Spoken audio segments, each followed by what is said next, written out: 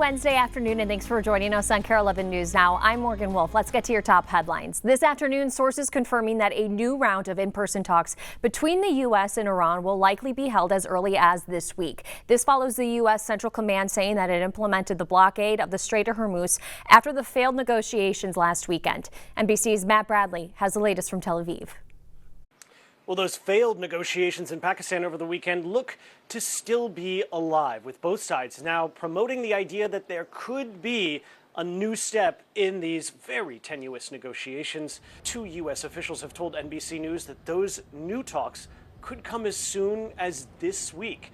Now, that is going to be really good news for markets if that actually moves forward, because the Strait of Hormuz remains even more shut than it was before, with the U.S. now saying that they have managed to block off all trade going into or out of Iran. This on top of Iran's blockade, preventing almost all shipments, they say those belonging to the U.S., America, or its allies, from going through the strait. This has already dealt a body blow to international energy markets and stock futures. Unclear whether this latest news is going to move markets as well. But this is also all tied up with another thing we saw yesterday, which was negotiations for the first time in 40 years between diplomats from Lebanon and Israel. This was held in Washington, D.C. Those talks are vital to the greater ceasefire in the Middle East between Israel and the United States on one side and Iran on the other. Now, if the Israelis continue to launch strikes into Lebanon, as they have been with much strength over the past several days, that could really jeopardize the already tenuous ceasefire in the Middle East. Matt Bradley, NBC News, Tel Aviv. Developing now in Turkey, at least 9 people are dead and 13 others are injured after a student opened fire at 2 middle school classrooms. This is now the second mass shooting in the country in just 2 days. Authorities say that the gunman who later killed himself was carrying 5 firearms and 7 magazines. Officials believe that the guns belonged to his father, a retired police officer. This attack comes only a day after 16 people were wounded in another shooting at a high school nearby. Today at the state capitol, lawmakers discussing a new proposal to help keep HCMC running as it faces a financial crisis right now.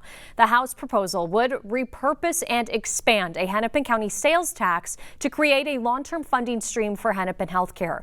The Senate plan takes a different approach, reauthorizing a one-time emergency grant to stabilize HCMC operations and, as the bill states, avoid closure.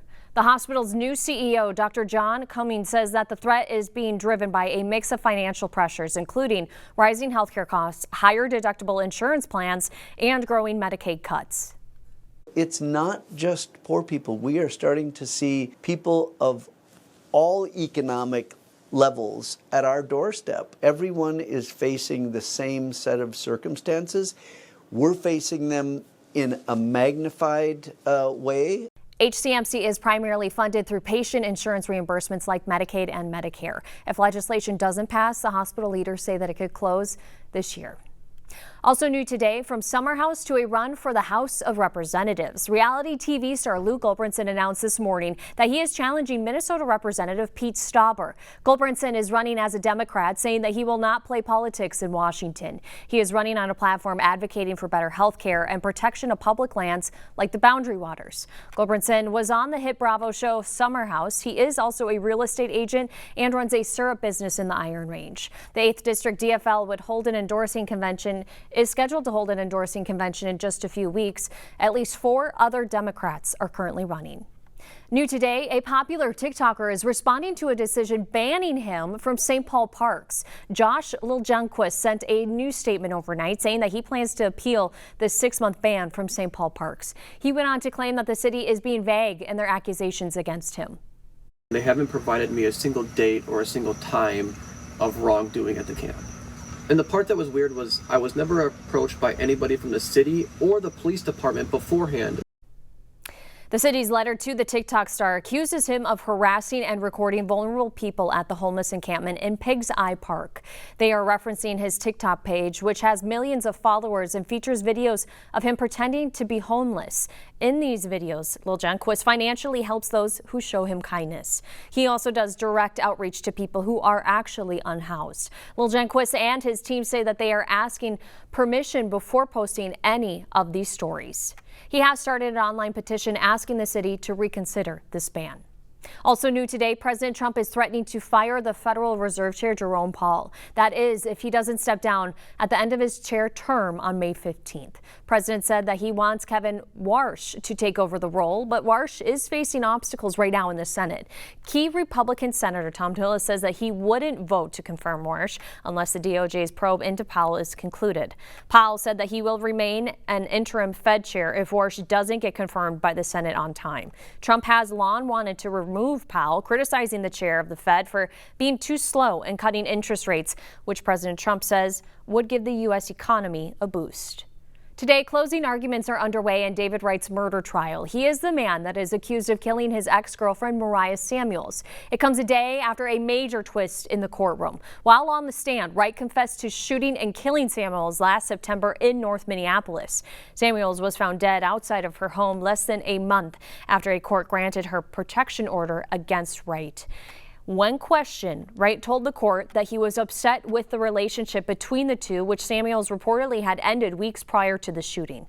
Wright is charged with first-degree premeditated murder and first-degree murder, past pattern of domestic abuse.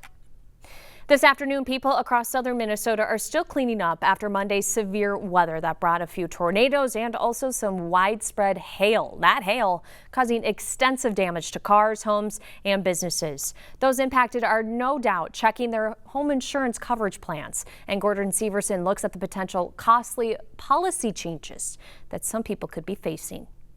This is Severe Weather Awareness Week, and with the recent hailstorm that we just saw, we thought it was a good opportunity to do a story about homeowners insurance and what you need to know to make sure that your home is protected this severe weather season. Now, one thing that is important to consider is what kind of policy that you have. If you have a replacement cost policy, that means that you're covered for what it would cost to put in a new roof after damage. If you have a cash value policy, that means that the insurance company will take into consideration the age of the roof and other factors, so you may not be fully covered and you may have to pay some money when it comes to getting a new roof. Now, another thing to keep in mind is that with prices going up over the last couple of years, a lot of people are looking for cheaper policies, but it's important to consider and look at the fine print so you know what you're giving up to get that cheaper policy. Right now, authorities in Wisconsin are saying that the Big Falls Dam is in stable condition. This is after rainfall and significant flooding raised the fears that that dam might fail. Just take a look at this video here. You can see all of that water streaming down the streets, alleys, parks after the heavy rain caused multiple rivers to overflow. On Tuesday, officials issued a warning saying that a life-threatening failure of the Big Falls Dam was possible, prompting temporary evacuation orders in nearby towns. Authorities say about 100 people continue working to reinforce the dam, with more than a dozen truckloads of sand, gravel, and other materials already used to strengthen that structure. But that threat is not over yet, as the state braces for more rain in the upcoming days. A team at the U of M is trying to mitigate one of the most controversial aspects of data centers: how much energy they use. I got a behind-the-scenes look yesterday at what they're doing. In order to see the science, we must properly dress for it. Researchers at this University of Minnesota lab put protection first as they build cutting-edge technology to reduce AI energy consumption. When you see the problem, sometimes people just feel, worried, concerned. I feel this is the time I can do something. Professor Jean-Ping Wang's computer processing idea began 24 years ago. Right now, computers constantly move data back and forth between memory and the processor, and AI has increased the demand, leading to more data centers popping up. But Wang's research aims to cut out that step, the computational random access memory, known as CRAM. We don't need to move the data back and forth. We directly do the computing inside the memory. This may look like a compact mirror, but it's a silicone wafer, and it is one of the most essential pieces of their research going through all of these machines. They're using the wafer to build chips to turn memory into processors. Professor Wang most recently founded Bezimax, a startup dedicated to his research. His new advancements in materials and devices are speeding up the process to bring this technology to the masses. The next step is we have to show this in the real chip level, and then these chips can be accepted by major players like Amazon, Microsoft, put in their data centers. The International Energy Agency says that one ChatGPT search takes 10 times more electricity than a Google search, which is why data centers draw more use of resources like power and water. Desi Max hopes that CRAM can reduce that energy use nearly 99%. Layer by layer materials on top of this using that machine. What started as a desire to help is now driving breakthroughs that could power the future. We are doing our best, and we feel very proud, yeah.